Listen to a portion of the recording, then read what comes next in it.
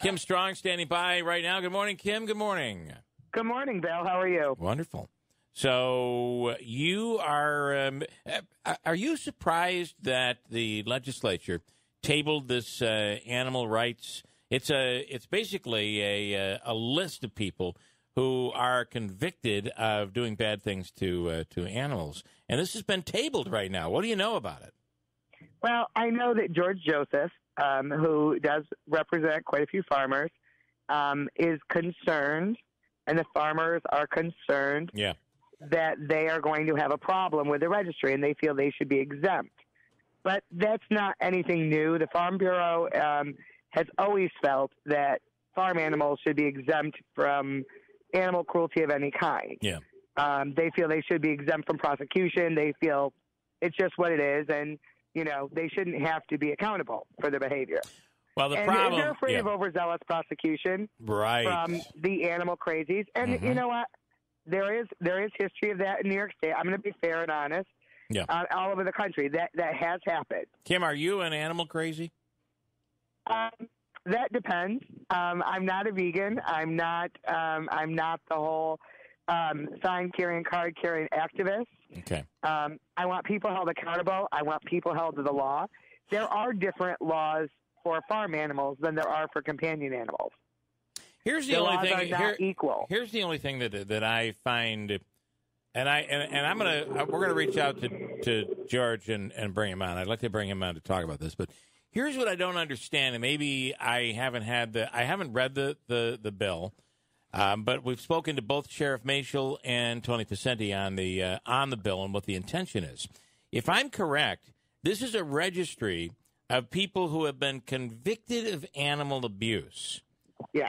So it doesn't change the law of abuse. Not at all. So what would it? So a farmer, nothing would happen. They're concerned for like family farms. So say you and three brothers own a farm. Yeah, but it wouldn't change the law, though. No, it would not change the law. But what it says is if you are convicted of animal cruelty and are on this registry, you cannot own an animal.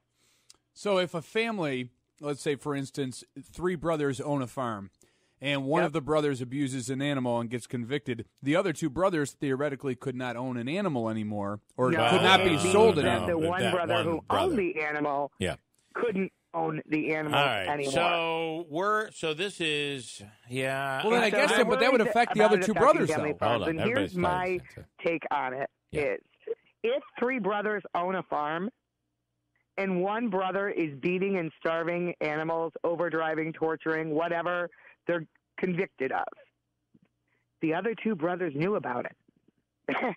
You know what I'm saying? They were all a part of it. Well, now you're being that animal crazy. If you own a family farm, don't allow your animals to be tortured and starved. Right. It's not complicated. If you're going to you know what? I grew up in Vernon. I grew up around farmers and the horse track.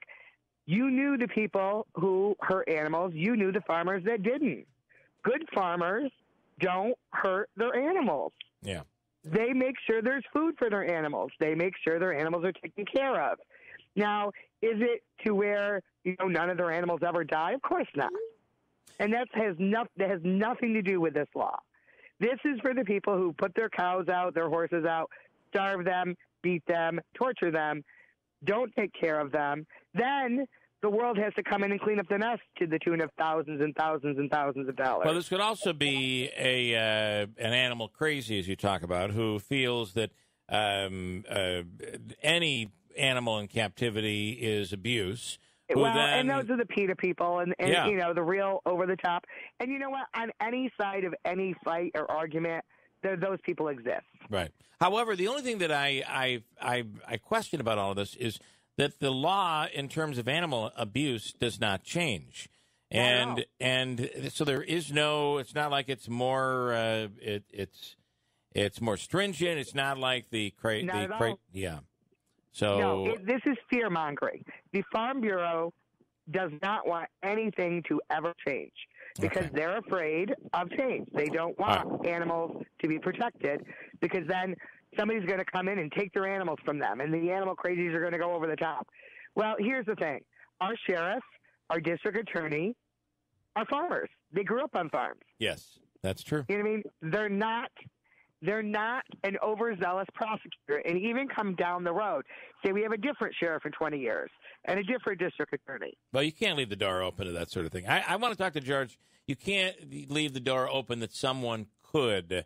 There should be no could. An innocent farmer should never be prosecuted. And Bill, ever. The law doesn't change. I get that, and that's I'm the one that told you that. You did, I'm quite impressed. Yeah. I have to say, Bill, Yeah. I'm quite impressed. Well, I'm glad you are. Thank you. But I will talk to George Joseph. I want to get his take on this. You need to count. Yeah. And anyone who's convicted of animal cruelty needs to be held accountable. Okay.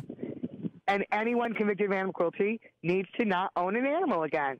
Because if you're going to beat an animal and starve and torture an animal, there's a distinct possibility you're going to do it to people. Okay. It is a gateway crime. They have proven that. I am going to, we'll reach out to George Joseph and see what the objection is. And it might not even be an objection at this point. Remember, this has only been tabled because he wanted to look into it further. So let's talk to George and see where. And the Farm Bureau is supposed to be there on June 12th. Okay. And we're going to be there on June 12th. Oh, and so you're going to. Oh, we absolutely are. And you're going to see us out in the community with our Say Yes to the Animal Abuse Registry campaign. Okay. We're going to be collecting petitions and signatures and going door to door. All right, we'll do it. We'll do it as we get closer to that. Thanks so much. I appreciate it. When is that? When is the meeting? June 12th. June 12th. Okay, so we've got about a month to prepare for this big event. And right. We're going to be there in full force. I'll bet you will. All right, Kim. Thank you. Have a great day. Thank you for the update. I appreciate it. All right, bye.